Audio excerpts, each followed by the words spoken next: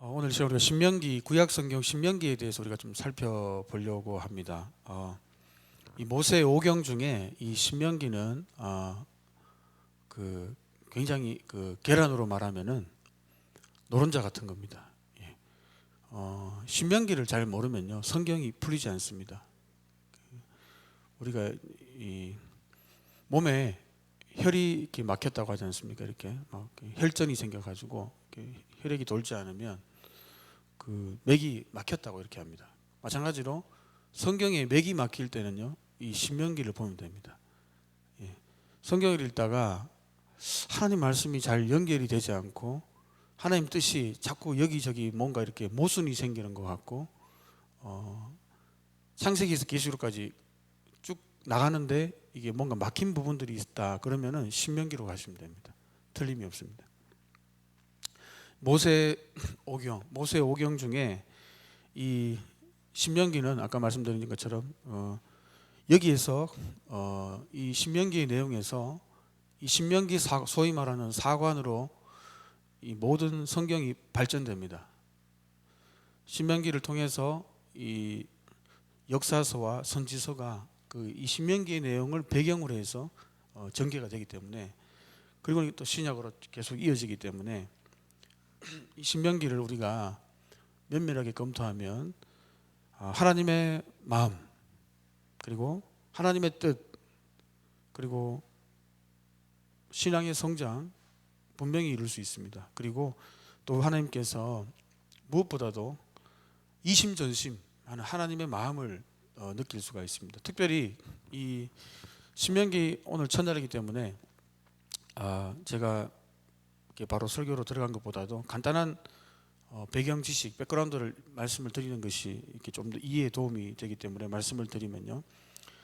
신명기가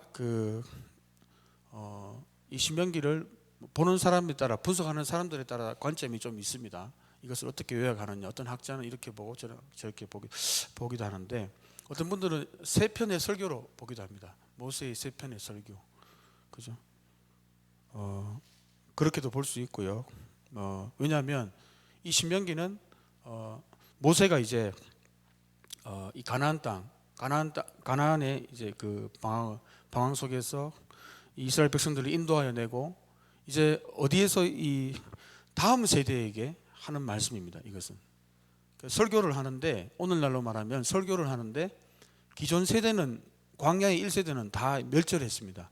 주님께서 말씀하신 대로. 왜냐하면 우리가 잘 아는 가데스 바네아 사건 있지 않습니까? 정탐꾼 사건으로 그 정탐꾼을 보낸 이후로 그 각 족장별로 그 지파별로 그 대표들을 보냈는데 여호수아 갈렙에는 다 부정적인 보고를 하는 바람에 저기 있는 비옥한 땅인 것 같지만 진짜 약속의 땅인 같이 보이지만 그 여호수아 갈렙을 제외한 그분들은 그 있는 족속들이 무섭다. 우리는 싸우면 메뚜기 같은 존재고 우리는 대패할 것이고 어마어마한 희생을 치를 것이고 그러자 막 사람들이 원망하고 막 난리가 나지 않습니까? 그 사건 때문에 이제 그 1세대가 다 사라져 버립니다. 그리고 지금 이제 이 신명기는 광야에서 주님이 말씀하신 대로 1세대는 다 멸절이 됩니다. 그리고는 이제 1세대 그 중에는 아무도 이 가나안 복지로 들어가지 못합니다. 그리고 이제 가나안 땅에 그 동편으로 해가지고 밑에서부터 시내산까지 와가지고 출애굽에서 시내산까지 와서 이 밑으로 해서 동편으로 여기가 이제 가나안 땅이라 약속의 땅이라면 동편으로 진입을 합니다. 쭉 진입을 해서 오른편으로 모압 평지까지 옵니다. 모압 평지까지. 그리고 이제 요단강을 바라보고 그걸 건너면은 이제 약속의 땅이 바로 앞에 있습니다. 그리고 지금 이제 이때가 언제냐면 모세가 죽기 임종을 이제 앞두고 있습니다. 내용을 잠깐 확인해 보겠습니다. 우리 3절을 한번 읽어 보겠습니다. 3절 같이 읽습니다. 시작. 40째 11째 달 그 달 첫째 날에 모세가 이스라엘 자손에게 여호와께서 그들을 위하여 자기에게 주신 명령을 다 알렸으나, 그죠?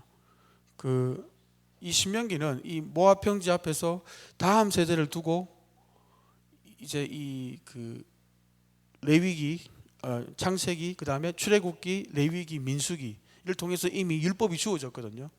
율법이 주어졌는데 이 율법에서 그 사람들이 순종을 실패했지 않습니까? 그죠? 그래서 이제 그 가나안 복지로 들어가면서 약속의 땅으로 들어가기 전에 다음 세대에게 소위 말하는 그 설교하면서 율법을 다시 해석 아니요 재해석을 해줍니다.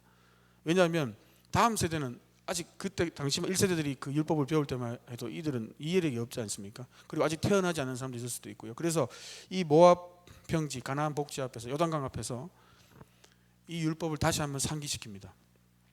자, 그런 측면에서 이제 과거를 회고합니다. 지금 회고를 하고 있습니다. 그리고 주의를 주는 거예요. 그리고는 가나안 복지에 들어가서 하나님이 통치를 받으면서 이 왕국 백성으로서 가나안 땅에서 약속의 땅에서 어떻게 살아가야 될지, 왕국 백성으로서 그 율법을 어떻게 우리가 음미하고 해석하고 지켜나가야 될지를 이제 그 율법을 더 자세하게 풀어주기도 하고 교훈해주기도 하고, 오늘날로 말하면 주석책입니다. 주석책, 율법 주석책이에요. 더 많은 예시를 주면서 또 율법을 더 이렇게 세밀하게 풀어줍니다. 자, 그 말씀이 그 시기가 언제냐면 근데 마흔째 해 11째 달 그 달 첫째 날입니다. 출애굽한 지 40 해니까 40년이죠. 출애굽한 지 40년 됐습니다. 그리고 11째 달 11월, 그리고 그 달 첫째 날 11월 1일 출애굽한 지 40년이 됐고요.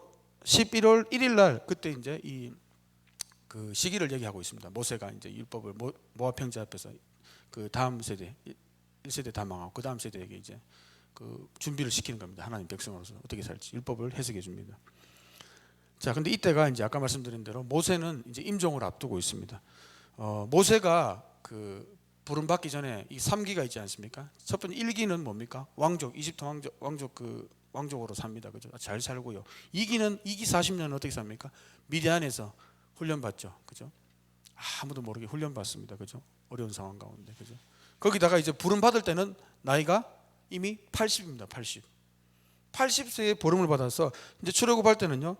시작점에는 여기 보시면 출애굽기 7장 7절이나 사도행전 7장 23절 30절 보시면 모세가 80세 되던 해에 바로 출애굽 원년을 가리키고 있습니다. 80세에 이제 사명을 받아가지고 훈련받고 왕족 생활하고 또 광야에 40년 또 40년 훈련받고 그리고는 이제 80세에 이제 출애굽의 영도자로 나타납니다. 그리고는 여기 보시면요. 출애굽한 지 40째 달 11째 달이니까 80이 시작점이니까 지금 40년이 지났습니다. 모압 평지에서 이제 강의를 하고 있는 거예요. 설교하고 있습니다. 당부하고 있는 겁니다. 그러면 나이가 몇 살입니까? 100 얼마죠? 80에 40을 더하면 120이죠. 자, 신명기 34장을 한번 뒤로 한번 가보겠습니다. 제일 끝장으로 한번 가보겠습니다. 신명기 34장 제일 끝장입니다. 신명기 제일 마지막 장으로 한번 가보겠습니다. 신명기 34장 34장 7절을 같이 한번 읽어보겠습니다. 같이 읽습니다. 시작.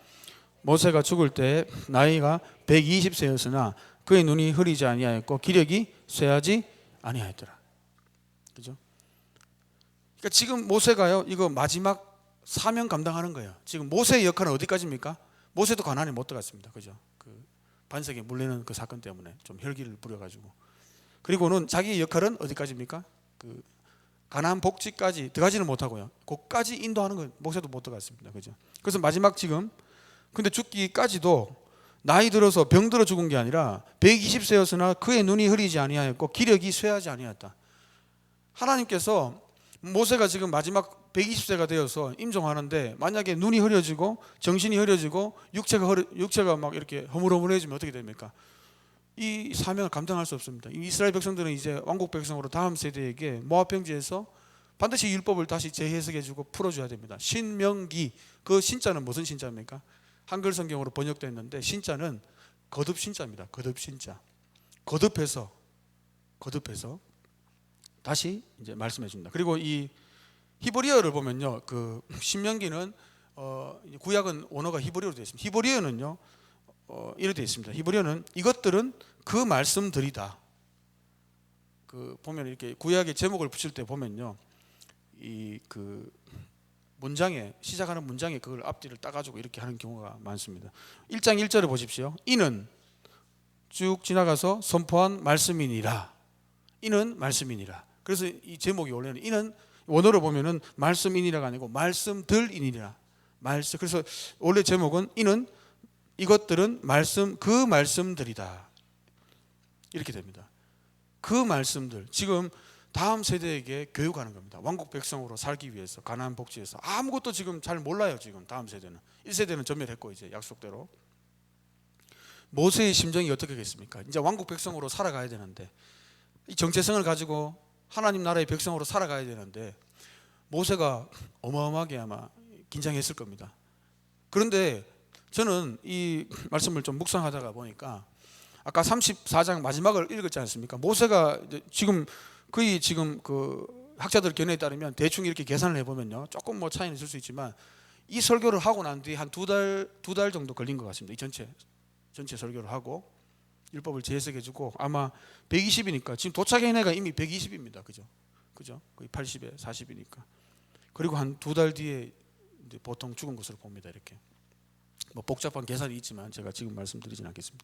보통 그렇게 이제 보고 있는데, 그런데 여러분 사명이 있으니까 어떻습니까? 하나님께서 120살 됐는데도 여러분 어떻게 됩니까? 건강이 잃었거나 어떤 뭡니까? 질병, 지금 뭐 정상적으로 120세면요 정신이 혼미해야 됩니다. 그런데 눈이 흐려져야 되는데 120세였으나 죽을 때 나이 120세였으나 눈이 흐려지지 아니었고 기력이 쇠하지 아니하였더라. 여러분 하나님께서요 이 너무너무 귀한 사명을 지금 이 임종 마지막까지 해야 되는데 모세를 지켜주셨음을 믿으시기 바랍니다. 여러분 사명자는 하나님이 지켜주십니다. 여러분 이걸 믿으셔야 됩니다. 이걸. 하나님의 사명을 발견하는 것이 굉장히 중요하고요. 그리고 하나님의 사명을 발견했다면 그 사명을 따라 살면은 하나님이 지켜 보호해 주십니다. 우리가 이런 말씀 많이 하지 않습니까? 사명이 다하지 않기는 우리 하나님 죽지 않는다. 아무리 어려움이 와도 죽지 않는다. 왜? 사명이 있기 때문에. 왜? 하나님이 이루어야 될 그 일들이 있기 때문에. 여러분 그래서요 이 세상에 제일 행복한 사람은요 자기 사명 아는 사람이에요.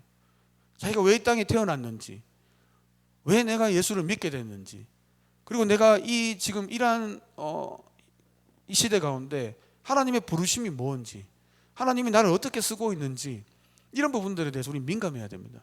여러분 특별히 이게 보십시오. 다음 세대이지 않습니까? 지금 다음 세대가 지금 왕국 백성으로 하나님의 다스림을 받는 왕국의 백성으로 가나안 복지에 들어가서 살아내기 위해서 말씀을 다시 전파하고 해석하는 것입니다. 5절에 한번 보십시오. 5절 같이 한번 읽어보겠습니다. 시작. 모세가 요단 저쪽 모압 땅에서 이 율법을 설명하기, 그죠? 앞에는 선포했다고 1절에 했지만 이제 5절에 보면 설명하기 시작했다는 거예요. 이 설명이라는 말은요 자세하게 풀어내다는 거예요. 깊이 파다, 자세하게 해설하는 거예요. 요즘 말로 하면 주석 따는 겁니다. 해설해 주는 거예요. 더 자세하게 예시도 들어주고요, 더 확대해서 해설도 해주고, 그리고 요약도 해줍니다. 복잡한 내용들은. 그것이 바로 신명기입니다. 신명기. 그죠? 새로운 것을 하는 것이 아니라 기존에 있던 율법을, 하나님의 말씀을 다시 그 전철을 밟지 말라고 조상들의 얘기를 합니다. 특별히 여러분 보십시오. 모세가 이 사명을 감당함으로써 이 감당하고 있는데, 이 순간에 모세가 지금 그 신명기 1장부터 4장까지는요 이 설교로 말하면은 이 서론에 해당됩니다. 설교의 서론. 본론이 있지 않습니까? 서론을 얘기하는 것은 본론의 어떤 내용을 좀 더 효과적으로 하기 위해서 보통 그 설교의 서론을 얘기하거든요. 이 서론의 1장부터 4장까지는요 한번 따라해 보시겠습니까? 광야 사건의 회고입니다. 신명기 1장부터 4장까지는 뭐라고요? 광야 사건의 회고입니다. 그리고 그러면 5장부터 28장까지는요 뭡니까? 이제 이 본론입니다. 다음 세대에게 지금 가나안 복지와 왕국의 백성으로 살아가기 위해서 율법을 재해석해 주는 거예요. 그리고는 마지막에 29장에서 34장은 언약을 재확인합니다. 그리고 마지막에 권면의 말씀, 그리고는 리더십의 교체, 이제 여호수아로 교체되지 않습니까? 그 내용들이 나오고 있습니다.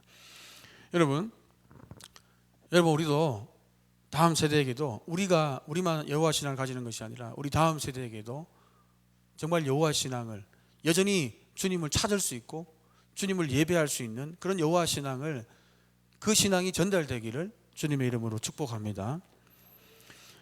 우리 세대뿐만이 아니라 다음 세대도 여전히 여호와를 찬양해야 됩니다. 주님의 갈급해야 되고요, 주님의 사명을 감당할 줄 아는 그러한 사람들로 키워내시기를 소망합니다. 우리가 두 번째 살펴볼 것은요, 이 광야의 사건을 회고합니다. 왜 회고를 하겠습니까? 율법이 뭡니까 여러분? 율법. 물론 5장부터 20장까지 뒤에 가면 이제 하겠지만, 28장까지 하겠지만, 잠깐 맛배기를 말씀을 드리면 율법이 뭡니까? 그것을 본론을 설명하기 위해서 지금 광야 사건을 회고하는 거예요. 그리고 가나안 복지에서 하나님의 다스림을 받는 온전한 백성으로 살기 위해서. 기존 세대가 아주 그 아킬레스건 쓰라린 기억이 있어요. 그게 뭐냐면요, 여기 2절에 보십시오. 호렙산에서 세일산을 지나 가데스 바네아까지 10하루 길이었더라. 이건 굉장히 아픈 얘기입니다. 사실은 아픈 과거를 지금 모세가 다시 끄집어내고 있는 거예요. 상처를 내기 위한 게 아닙니다, 여러분. 우리가 어떤 아픈 얘기를 꺼내면 상처가 나지 않습니까? 과거의 어떤 이런 쓰라린 경험들, 실수들. 그런데 지금 이 설교를 하면서 이 서두에 1장부터 4장까지 율법을 재해석하기 전에 광야의 사건을 회고하면서 그 말씀을 선포하고 해설하면서 다음 세대에게, 그 이스라엘 백성들에게 아킬레스건 같은 그 참 생각하기 싫은 가데스 바네아. 여러분, 가데스 바네아가 어떤 곳입니까? 여러분, 생각하기 싫은 곳입니다. 여러분, 가데스 바네아 정말 끔찍한 곳입니다. 여러분, 주님 원망하다가, 그죠? 12 정탐꾼 중에 여호수아 갈렙에는 다 불신의 보고를 하다가 거기가 무서워서 못 들어가겠다고 막 원망하다가, 지도자에게 원망하고 막 불평하다가 하나님의 진노가 임했지 않습니까? 그래서 이세대가 다 그 아픈 기억을 말합니다. 그리고 이스라엘이요, 시내산에 출애굽에서 시내산에서 1년을 머물지 않습니까? 그죠? 출애굽하고 시내산까지는 약 한 2개월이 걸립니다. 그죠? 그 해에 3월 달에 왔으니까 출애굽에서 약 한 2개월로 봅니다. 2개월이 걸렸고요. 그 시내산에서 민수기 보면요, 또 1년 남짓 또 머물지 않습니까? 거기서 율법을 받고 제사 제도와 율법 장막 제도들 뭐 이런 거 받지 않습니까? 거기서 다시 1년을 보냅니다. 그리고 출발을 해가지고 어디 갑니까? 가데스 바네아까지 가는데, 가데스 바네아에서 사건이 벌어졌거든요. 근데 가데스 바네아를 여기 지금 언급하는 거예요. 그 광야 사건 중에 가장 어떻게 보면 듣기 싫은 얘기인데, 생각하기 싫은 건데, 그 아킬레스건을 딱 건드립니다. 그러면서 세일산을 지나, 호렙산은 시내산입니다. 시내산에서 세일산을 통하는 길을 지나서 가데스 바네아까지는 10하루 길이었더라. 여러분, 이게 무슨 말씀인지 아시겠습니까? 지금 모세가 무슨 말을 하고 싶어서 이렇게 말씀하는 거겠습니까? 우리가 잘 아시는 대로 시내산에 1년 머물다가 출발해서 무려 가데스 바네아 사건이 돼서 몇 년간 돕니까? 광야를 몇 년간 돌죠? 40년을 돕니다. 그런데 그 실제 거리가 어떻다고요? 호렙산에서 세일을 거쳐가지고 그 가데스 바네아는 어디냐면 가나안, 그 약속의 땅 가나안의 그 하단부, 그 남쪽 끝입니다. 그까지만 10하루길밖에 안 걸려요. 그런데 무려 40년을 돌았다는 겁니다. 지금 이것을 지금 언급하는 것은 의미심장한 얘기입니다. 사실은 40년을 돌았다는 거예요. 불순종 때문에. 그리고 약속을 믿지 않고 두려워하고 원망했기 때문에. 거기서 사단이 났지 않습니까? 그것을 지금 모세가 암시를 합니다. 여러분, 모세가 이 광야를 회고하면서 이스라엘 다음 세대가 이러한 전철을 밟지 않기를 원합니다. 다시 하나님을 불순종하고 자신의 판단을 믿고 하면은 이러한 사단이 또 일어난다는 거예요. 여러분, 우리는요 너무 잘 변합니다. 이스라엘 백성은요 신약 시대를 살고 있는 우리를 투영하는 얘기입니다. 이것은 남 얘기가 아니고, 이것을 이스라엘 얘기로 들으면요 큰 실수하는 겁니다. 고린도전서에는 분명히 말했습니다. 이 광야의 사건들은요 이 말세를 살아가는 모든 성도들에게 뭐가 된다고 했습니까? 본보기와 거울이 된다고 했습니다. 그래서 구약 성경을 보면서 아, 이스라엘의 옛날 사건이구나 이렇게 보면 큰일 나는 거예요. 이게 우리 일이라는 겁니다. 지금 그러면서 모세가 이것을 알려주기를 원합니다. 너희가 이렇게 1세대들이 하나님에게 신실하지 못했고, 주님은 그렇게 입히시고 먹이시고 광야를 그렇게 이끌어왔지만 결국에는 가데스 바네아에서 그렇게 큰 사고를 치고 주님의 약속을 믿지 않고 원망하고 불평함으로 이런 사단이 났지 않느냐. 근데 그 길은 사실 40년 돌 것이 아니라 11일 만에 가는 거리라는 거예요. 어디서요? 호렙산 시내산에서 11일. 그걸 40년 돌았다는 겁니다. 불순종함으로. 그런데 놀라운 사실은요, 이러한 인간의 어떤 이런 불성실함, 불신실함에 비해서 하나님은 어떤 분이시냐, 그것을 말씀하고 싶은 겁니다. 우리 8절, 9절, 10절을 같이 한번 읽어보겠습니다. 시작. 내가 너희 조상 아브라함과 이삭과 야곱에게 맹세하여 그들과 그들의 후손에게 주리라 한 땅이 너희 앞에 있으니 들어가서 그 땅을 차지할지니라. 그때에 내가 너희에게 말하여 이르기를 나는 홀로 너희의 집을 질 수 없도다. 너희 하나님 여호와께서 너희를 번성하게 하셨으므로 너희가 오늘날 하늘의 별같이 많거니와. 이렇게 인간들은 하나님의 약속을 밥 먹듯이 저버리지만 하나님이 얼마나 신실하신가.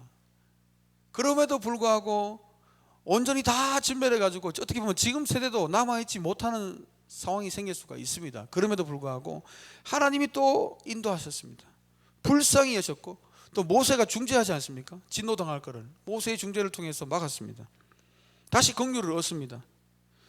그러면서 모세가 하는 얘기가 너희 조상 아브라함, 이삭, 야곱에게 맹세하여 그들과 그들의 후손에게 주리라는 땅이 너희 앞에 있으니 들어가서 그 땅을 차지해라.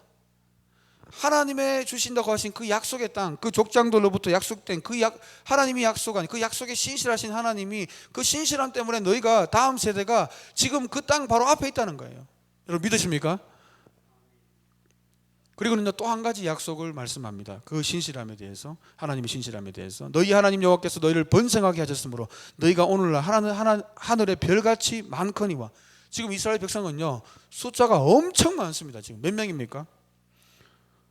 주님이 땅을 약속하셨고요. 수많은 자손들을 모래 같은 그런 자손들, 하늘의 별과 같은 수많은 자손들을 약속하셨거든요. 원래 총리 요셉 있죠. 요셉이 그 애굽에서 이제 그 가족들을 초대하지 않습니까? 거기에 초대받을 때만 해도 야곱의 그 가족들이 몇 명이었습니까? 70명밖에 안 됐습니다. 70명. 근데 시간이 지나서 출애굽할 때는 보면요 몇 명입니까? 남자 장정만 60만이라고 했습니다. 그러면 애들하고 어린애까지 합치면요 보통 학자들은 200만까지도 봅니다. 어마어마한 숫자가. 그러면서 지금 갑자기 이 얘기를 하면서 하나님의 신실하심에 대해서 얘기를 하면서 모세가 그 얘기를 합니다. 광야에서 내가 사람들이 너무 많아가지고 막 이렇게 송사에 관련돼가 내가 하나님의 지혜로 판단해 주다가 막 사람이 너무 많으니까 지쳐가지고 막 이제 그 지혜로운 사람, 인정받는 사람 세워가지고 1000부장, 100부장, 50부장, 10부장 조장을 삼았다. 그 얘기를 하지 않습니까? 이 얘기는 무슨 얘기냐면 사람이 하나님의 약속대로 어마어마하게 많아졌다는 거예요. 그래서 1000부장, 100부장, 50부장, 10부장 조장을 삼지 않고서는 도저히 그 성소 문제를 이제 모세 혼자서 해결할 수 없을 정도로 많은 사람들이 생겼다는 겁니다. 하나님이 자손의 번성을 약속하셨거든요. 여러분 하나님의 신실함을 믿으시기 바랍니다. 그래서 오늘 이스라엘 이 다음 세대에게 이 하나님의 약속의 신실함, 그리고 그 전 세대의 불신실함, 그리고 하나님이 약속으로 그 땅과 그리고 그 자손들을 어떻게 번성을 시키셨는지 진짜 하나님 말씀 그대로 된 것을 보면서 너희들이 생각하라는 겁니다. 앞으로 어떤 길을 택할지를 생각하라는 거예요. 그죠? 여러분 모세가 설교를 잘 하는 것 같습니까? 예. 그래서 모세가 그것을 지금 말하면서 이제 그러면서 지금 또 하나의 또 이야기를 하고 있습니다. 그 두 번째 주제인데 16절 17절을 같이 한번 읽어보도록 하겠습니다. 16절 17절입니다. 시작. 내가 그때에 너희의 재판장들에게 명하여 이르기를 너희가 너희의 형제 중에서 송사를 들을 때에 쌍방간에 공정히 판결할 것이며 그들 중에 있는 타인에게도 그리할 것이라. 재판은 하나님께 속한 것인즉 너희는 재판할 때에 외모를 보지 말고 귀천을 차별 없이 듣고 사람의 낯을 두려워하지 말 것이며 스스로 결단하기 어려운 일이 있거든 내게로 돌리라. 내가 들으리라. 내가 너희의 행할 모든 일을 그때에 너희에게 다 명령하였느니라. 그죠? 많은 사람들 때문에 이제 그 중간중간에 1000부장, 100부장, 50부장, 10부장 조장을 세워가지고 이 송사 문제, 그죠? 이 공의의 재판을 하라는 겁니다. 근데 이것을 지금 언급하는 이유가 뭐냐면 광야의 일 중에서 이것도 있었거든요. 아시지 않습니까? 일꾼들을 세워서 이것은 하나님의 공의를 드러내는 겁니다. 그렇죠? 사람들이 너무 많으니까 모세 혼자 살 수 없으니까 지혜로운 자, 사람들께 인정받는 자, 하나님을 경외하는 자를 세워서 이들을 통해서도 계속 이런 공의로운 재판, 억울한 자가 없도록 하여라. 이스라엘 사회에 이렇게 얘기하는 겁니다. 여러분, 지금 이스라엘 다음 세대가 지금 어디에 들어갑니까? 가나안 복지 약속의 땅 들어갑니다. 약속의 땅은요, 누구의 다스림을 받습니까? 여호와 하나님의 다스림을 받습니다. 여러분, 믿으십니까? 여호와 하나님의 다스림을 받는 백성이에요. 그 왕국의 백성입니다. 주님이 왕이 되는 백성입니다. 여러분, 이스라엘 백성들의 정체성이 뭡니까? 왜 지금 모세가 이런 말씀을 합니까? 앞으로 있게 될 율법을 설명하는데, 하나님의 백성의 이 정체성과 같은 율법을 설명하는데, 그 율법의 정신이 뭡니까, 여러분? 하나님의 마음이 뭡니까? 거기에 담긴 사랑이고 공의입니다, 여러분. 그죠? 사랑과 공의가 그 안에 담겨 있거든요. 그 중에 하나가 공의입니다. 공의. 의로운 삶이에요. 왜냐하면 그분이 의롭습니다. 그분의 규는, 우리 주님의 그 통치의 규는요, 의입니다. 의. 그죠? 그리고 평강입니다. 그리고 사랑입니다. 긍휼입니다. 그 중에 하나가 의로운 삶입니다. 이스라엘 백성 가운데 이것을 미리 말씀하는 이유가, 앞으로 들어가게 될 그 가나안 복지에서 주님의 다스림을 받는 이 왕국의 백성의 정체성이 뭐냐면요, 주의 다스리시면 주님의 어떠하심을 드러내야 되는데, 그것이 하나가 바로 의로운 삶이에요. 그죠? 주님의 다스림을 받는데 의의 통치를 받는 사람이 불의를 행하면 안 되거든요. 그건 하나님께 욕되게 하는 것이지 않습니까? 여러분, 이스라엘 백성들이 이 출애굽을 했습니다. 여러분, 출애굽을 한 이유가 뭔 줄 아십니까? 19절 출애굽기 19장 5절에 보시면요, 제사장 나라가 되고 거룩한 백성이 된다 했습니다. 그죠? 너희가 내게 대하여 제사장 나라가 된다. 하나님을 섬기고 예배하는 나라. 출애굽한 목적이 그겁니다. 제사장 나라, 거룩한 백성입니다. 신약에도 마찬가지입니다. 주님이 출애굽이 상징하는 건 뭡니까? 우리를 구원하신 거지 않습니까? 베드로전서 2장 9절에 너희는 택하신 족속, 왕같은 제사장, 똑같습니다.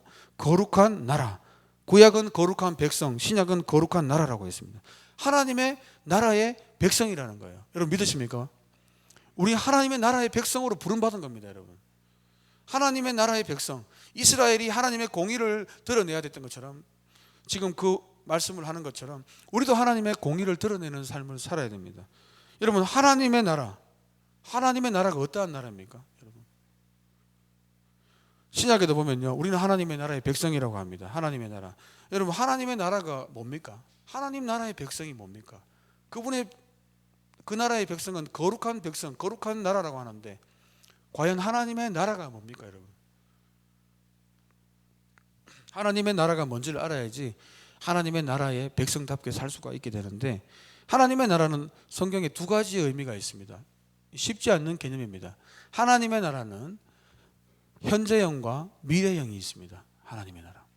우리가 잘 알고 있는 거 먼저 한번 제가 언급을 하면요, 하나님의 나라는 종말적으로 임하게 되는 하나님의 나라, 그 천국입니다. 여러분, 믿으십니까? 우리가 가게 될 그 천국, 하나님의 나라가 있습니다. 그죠? 어떤 장소적인 개념이 있습니다. 분명히 그것을 새 하늘과 새 땅이라고 하기도 합니다. 그죠? 천국이 분명히 있습니다. 하나님이 영원히 함께 한다고 하지 않습니까? 영생이 바로 하나님과 영원히 함께, 하나님의 영원한 통치를 받는 거거든요. 그런데 또 하나님의 나라에 현재형이 있습니다. 현재형. 그런 것도 있습니까? 있습니다.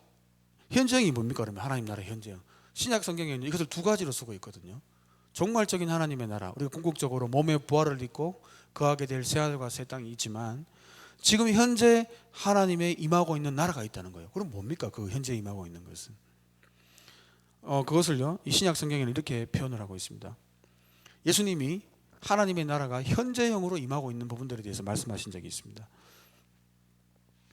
마태복음 12장 28절에 보시면, 그러나 내가 하나님의 성령을 힘입어 귀신을 쫓아내는 것이면 하나님의 나라가 이미 너희에게 임하였느니라. 여러분, 믿으십니까? 귀신이 쫓겨나가지 않습니까? 우리 주님이 예수 이름으로 막 귀신을 쫓아내지 않습니까? 그 복음서 사역을 보면은. 근데 귀신이 쫓겨나는 거 보고 사람들이 와, 그러니까 주님은 그것에 대해서 의미를 해석해 주십니다. 이게 무슨 의미인지, 귀신이 나가는 게 그저 기적 행하려고 오신 게 아니고 하나님의 나라가 지금 임하고 있다는 거예요. 이것이 현재형입니다. 현재. 아니, 종말적으로 하나님 천국 가는 거 아닙니까? 근데 지금 이건 뭡니까? 여기서 말하는 하나님 나라, 구약과 신약을 할 거 없이 하나님의 나라의 그 원어적인 의미는 1차적으로 뭐냐 하면요, 하나님의 통치와 다스림입니다. 궁극적인 나라도 새 하늘과 새 땅이라는 그 장소에서 하나님의 통치를 받는 겁니다.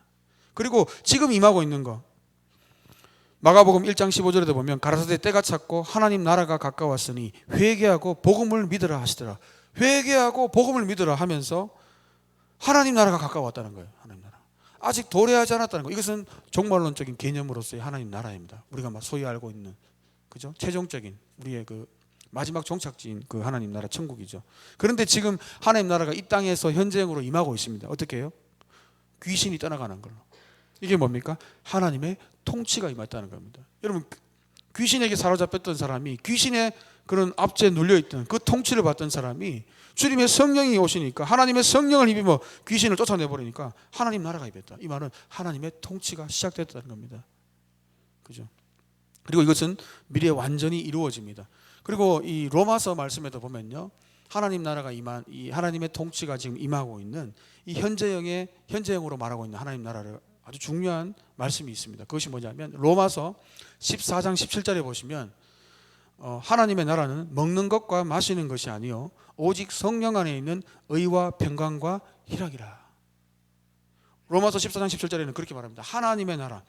지금 그 로마 교회 안에 사람들이 먹는 문제, 마시는 문제 이런 것 때문에 막 왈가왈부하고 막 이런 것 때문에 어떤 종교적인 싸움도 하고 막, 그리고 어떤 사람은 뭐 자유한 사람은 괜찮은데 또 자유하지 못한 사람은 그 먹는 문제, 마시는 문제 때문에 시험 들고 참 골치가 아팠습니다. 그래서 사도 바울이 그런 골치 아픈 문제를 가지고 얘기를 하면서 좀 더 차원 높은 경지로 끌어올립니다. 어떻게 말하냐면 하나님의 나라는 너희가 지금 서로 막 비난하고 비판하는 먹는 거, 마시는 거, 그런 거 논쟁하는 거하고 하나님 나라하고, 하나님 여기 나라는 통치입니다. 하나님의 다스림하고는 아무 관계없는 일 하지 말라, 이렇게 말씀합니다. 그러면서 오직 성령 안에 있는 의와 평강과 희락이 중요하다는 것입니다. 하나님의 지금 통치가 여러분 우리에게 임했음을 믿으십니까? 현재형으로 지금 임한다는 것은요, 하나님의 나라가, 하나님의 다스림이 임한다는 것은요, 그게 어떻게 드러나냐면 성령 안에서 누리는 의와 평강과 희락으로 나타납니다. 하나님의 다스림을 받고 있다는 증거가 뭐냐면요, 현재 물론 최종적으로 우리가 또 만나게 되지만 이 땅에서도 어느 정도 성령 안에서 경험할 수 있다는 거예요. 뭡니까? 성령 안에서 우리 성령을, 우리 하나님 영이 있지 않습니까? 성령 안에서 성령이 누리게 하시는 의와 평강과 희락이 있습니다. 그러면서 로마서 14장 18절에는요, 이로써 그리스도를 섬기는 자는 하나님을 기쁘시게 하며 사람에게도 칭찬을 받느니라. 우리 주님을 섬기는데, 예배하는데 이로써 그리스도를 섬겨야 되는 겁니다. 이렇게 섬겨야 된다는 거예요. 그래야 하나님을 기쁘시게 하는 거, 사람들에게도 칭찬을 받는다는 겁니다. 하나님도 기뻐하시고 사람도 유익이 간다는 거예요. 어떻게 해요? 하나님 복음을 통해서 하나님 나라가 우리에게 임합니다. 그죠? 현재형입니다. 그죠? 임하죠. 하나님의 다스리심을 임합니다. 우리에게 통치가 임하지 않습니까? 그것이 어떻게 드러난다고요? 삶 속에서 성령 안에서 의와 평강과 희락입니다. 그죠? 그 중에 하나가 의입니다. 의. 하나님 나라의 백성들은요, 이 하나님 나라, 하나님의 통치와 다스림이 사회 전반적으로 이루어지기 위해서 적극적으로 삶을 살 것을 성경은 요청하고 있습니다. 그저 그냥 구원받고 미래 천국 갈 거니까 수동적으로 가만히 있어라, 이렇게 성경은 가르치지 않습니다. 에베소서 말씀 보면요, 에베소서 5장 8절 9절에 보면 너희가 전에는 어둠이더니 이제는 주 안에서 빛이라, 빛의 자녀들처럼 행하라. 빛의 열매는 모든 착함과 의로움과 진실함에 있느니라. 빛의 열매, 빛 대신 주님, 그 구원의 빛이 비추었습니다. 우리에게 하나님의 나라가 도래했습니다. 하나님의 통치가 우리에게 도래한 거예요. 복음을 통해서. 그죠? 이 하나님의 다스림을 받는 사람입니다. 이제는 우리가 주인이 아니에요. 우리 주인이, 주님이 우리의 주인이십니다. 주님의 다스림을 받고 있는 겁니다. 이미. 그 증거가 뭡니까? 빛의 열매가 뭡니까? 착함과 의로움과 진실함입니다.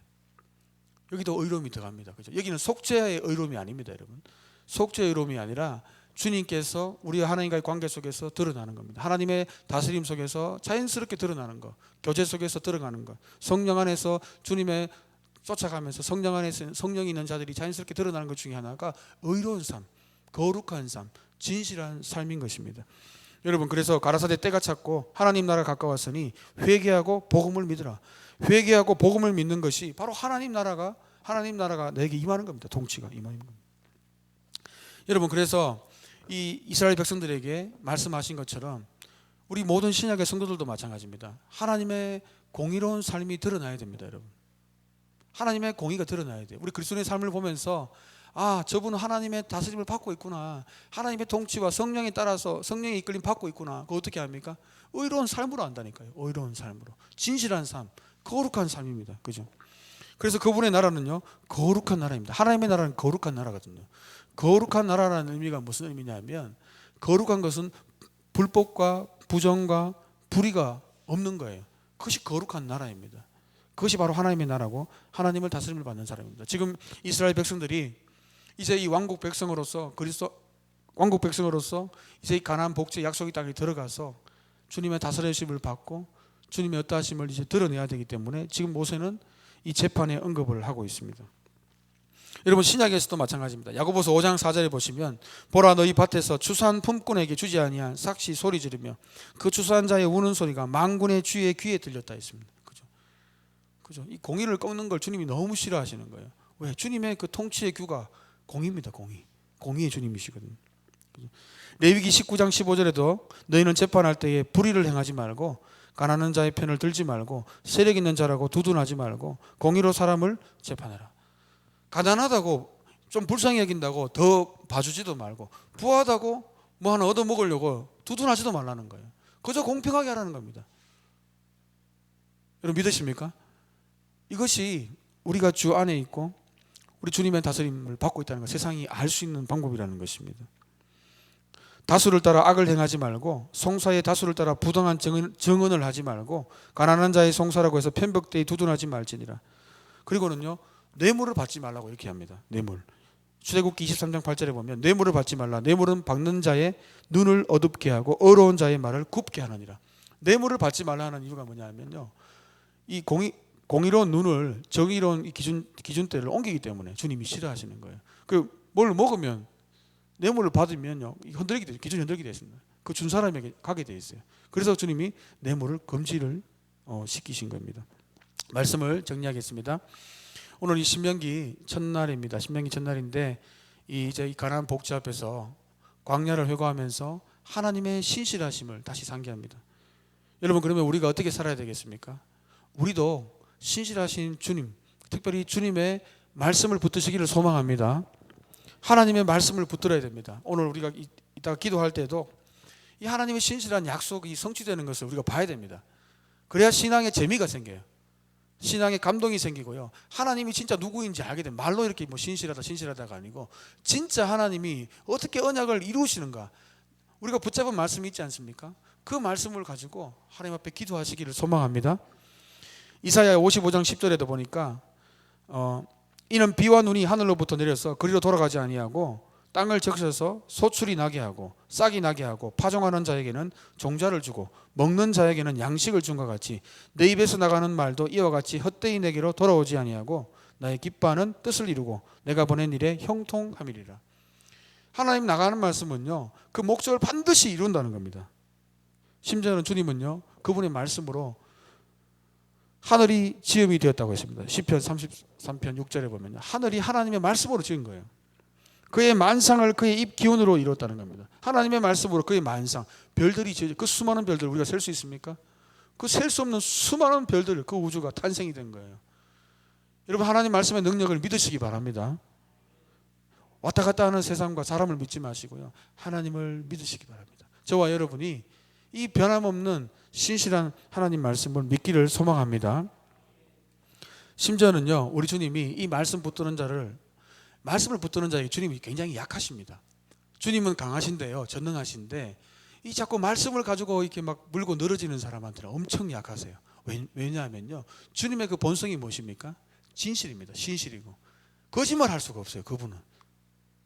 우리는 시도 때도 없이 거짓말 할 수 있지만 주님은 그 본성상 거짓말 할 수가 없습니다. 그분은. 그래서 그분 약속한 말씀을 붙들고 기도하면요, 하나님이 마음이 진노로 막 퍼불라 하더라도 갑자기 거두시기도 합니다. 믿으십니까, 여러분? 예, 안 믿으신 것 같아서 제가 말씀을 좀. 출애굽기 32장 13절에 보시면요, 금송아지 사건 때문에 여러분 주님이 진노가 임해가지고 다 멸절하려고 그랬어요. 그래서 모세가 중간에 그 중재자 역할을 하지 않습니까? 그러면서 모세가 이렇게 얘기합니다. 주님, 주의 종 아브라함, 이삭, 이스라엘, 야곱을 기억하십시오. 주께서 그들을 위하여 주를 가리켜 맹세하 이르시기를 내가 너희 자손을 하늘의 별처럼 많게 하고 내가 허락한 이 온 땅을 너희 자손에게 주어 영원한 기업이 되게 하리라 하셨지 않습니까, 주님? 그러면서 이들을 멸하시면 하나님의 약속 어떻게 됩니까? 하나님 신실하신 분 아니십니까? 하니까 주님 어떻게 하십니까? 여호와께서 뜻을 돌이키시사 말씀하신 화를 그 백성에게 내리지 아니하시니라. 출애굽기 32장 14절 말씀입니다. 여러분, 하나님의 말씀이요, 하나님이 제일 약한 게 뭔지 아십니까? 말씀이 제일 약합니다. 하나님이 뱉은 말에 대해서는 책임지시는 분입니다. 그래서 그분이 너무 좋은 겁니다, 여러분. 많은 사람들은요, 뱉은 말에 책임을 안 집니다, 여러분. 조석관이 달라져요. 그리고 안 했던 말도 했다 그러고 했던 말도 없다 그러고요. 그리고 말도 틀어버리고, 그죠? 약속도 취소해버리고. 그런데 우리 주님은요, 그 약속을 붙들고 기도하고 물고 늘어지는 자, 믿음으로 물고 늘어지는 자에게 주님이 은혜와 긍휼과 약속을 베푸실 것을 믿습니다.